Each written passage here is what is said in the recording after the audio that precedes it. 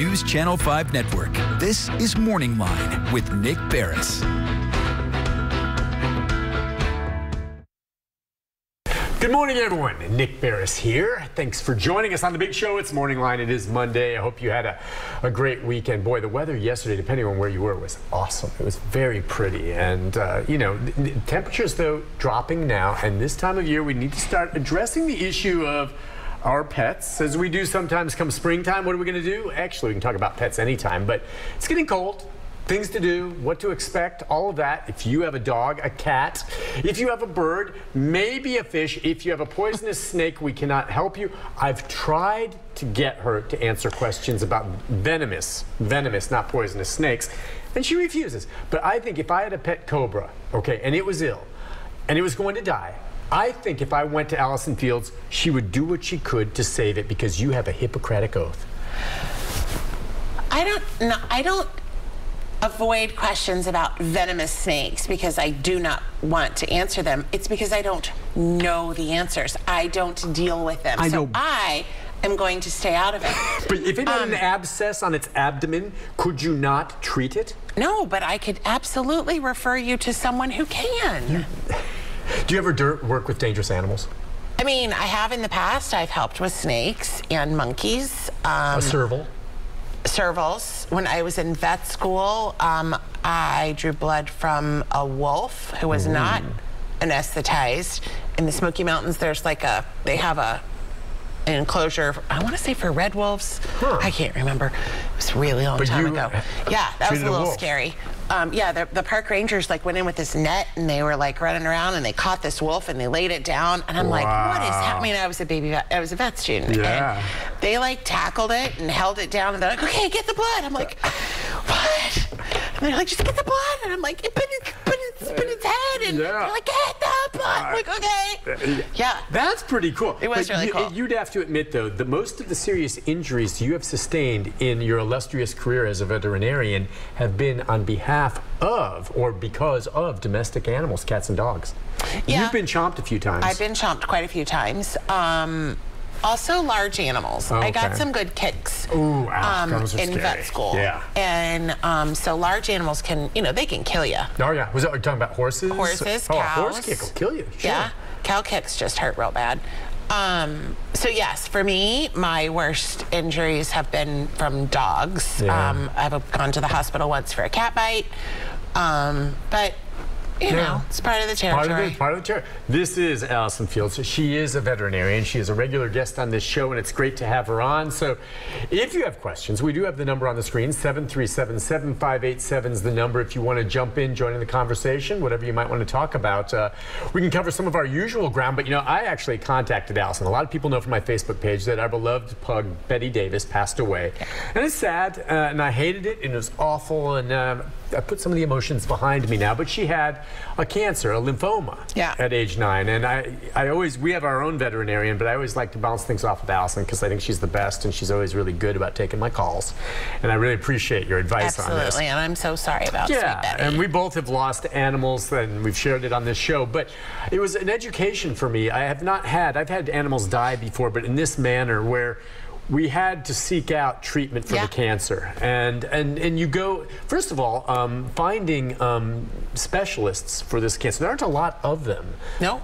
Locally, you know. I mean, until 10 years ago, maybe 15 years ago, I don't even think it was that long. We didn't have any here. No oncologists. We had 2 surgeons, 2 boarded surgeons, and that was it. Okay. So anything that happened for oncology, or if you needed a dermatologist, or any of that, we had an ophthalmologist. We did have an ophthalmologist, so a surgeon and an ophthalmologist. Everything else we had to send people to UT, Knoxville, the vet school. We'd send them to Auburn, depending on what part of the state you're in. And so, yeah, we are very blessed to have what we have here, which is 2 specialty clinics, both of which have an oncologist. One of them has 2 oncologists, I think. The other one might have 2. I can't quite remember. But we have a neurologist in town. We have the ophthalmology group in town. We have dermatologists. We have surgeons at both locations, internal medicine specialists at both locations. But that being said, there's 2 internal medicine specialists at each of these things, so there's 4 in town. And 4 of those in a town our size. We can't even call ourselves a town anymore. Right, we're a city. Yeah. I mean, the wait is several weeks, if not to a month, to get in. It really can be. Which we're still blessed. Oh, I know that there's places that don't have that. So you're able, as a general veterinary practitioner, to maybe look at a dog that came in like we did with our vet, and they say, look, you need to go to an oncologist because what we think we see here could be a sign of cancer. Right. But you're not in a position to treat it. The oncologist has a specialist in cancers and that kind of treatment. I mean, can we treat it? Yes. Should we? No, because we're general practitioners. We know a whole lot of information about a whole lot of different things, but we are not specialists. Yeah, it's the same way with human doctors and all that, right?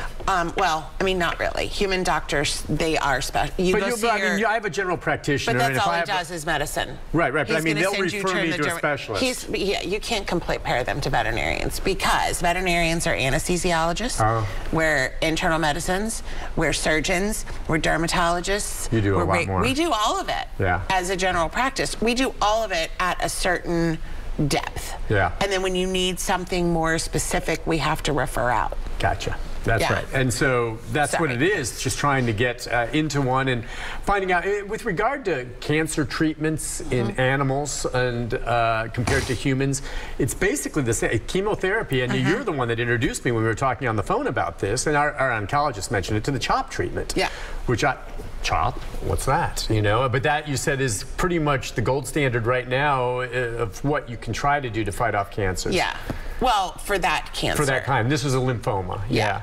There's, I mean, just like in people, if you have cancer A, they recommend you use this protocol. If the cancer B is this protocol. Like if you can remove a tumor surgically or something like that. But no, there's specific chemotherapy protocols. Okay. A colon cancer patient is not going to get the same chemotherapy regimen as a breast cancer person in humans because they're different cancers, they require different stuff, so they are different protocols. So the CHOP is what is recommended for lymphoma. It's a cocktail of 4 different drugs that come over a period of time. And the other part of it, just to keep in mind, I mean, we talk about how you would send people to Auburn or Knoxville in the old days. Now we have them at least local. The treatment for this type of thing is not cheap, okay? Comparatively speaking to treatment of cancer in a human, it's considerably more affordable. It's super cheap. It's not even close. It's super cheap for that, but it is more, and that's where you can bring up the idea of, do you want to invest in kind of an insurance policy? We did not have one.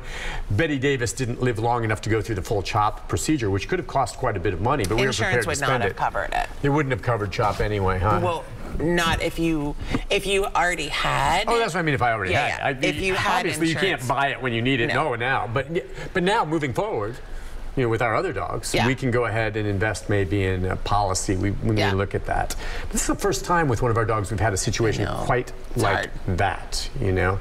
But cancers in animals, I mean, it happens, right? It happens. I think a couple of things. I think we, as a society, in the past 20 to 30 years, 30 to 40 maybe, have started taking better care of our pets. We have vaccinations for our pets that, in the 70s, like pretty much 1 out of 3 dogs died of parvo until we came up with the parvo vaccine. And so we have vaccinations, we have better diagnostics, we have the ability to diagnose things earlier. We have people that are willing to bring their pets in to be diagnosed earlier. And so all of these things together allow for a longer expectation of life. And so we're helping these animals live much longer, and their little bodies aren't designed to live as long as they're living. I mean, evolutionarily speaking, an outdoor cat's average lifespan is probably about 5 years. Because of things, coyotes and cars and all of the stuff.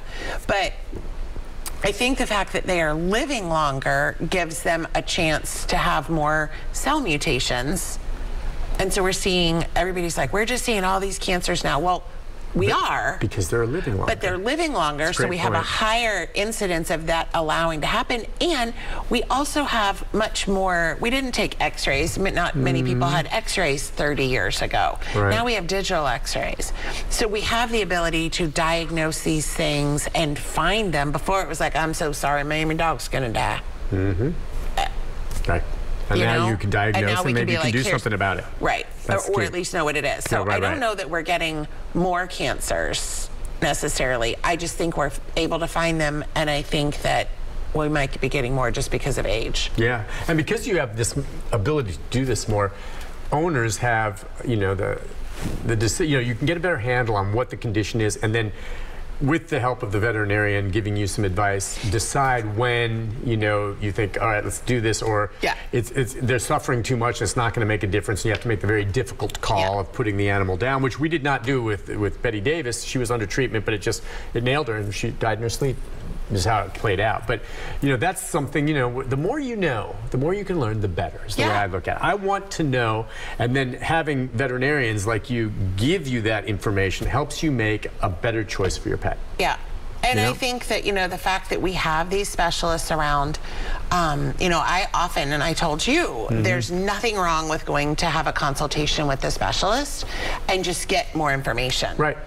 And then make the call. We got to go to the break, but you said too, Nick, if you want to go with CHOP, we know it's expensive. We don't know if it's going to work necessarily, but you can start it. Yeah. There's nothing that says, and that really helped when you said that to me, because I was thinking, what if she doesn't, you know, Nick, you just start it, and you see how it goes week to week. That doesn't mean you have to sign up for the whole 6-month regimen.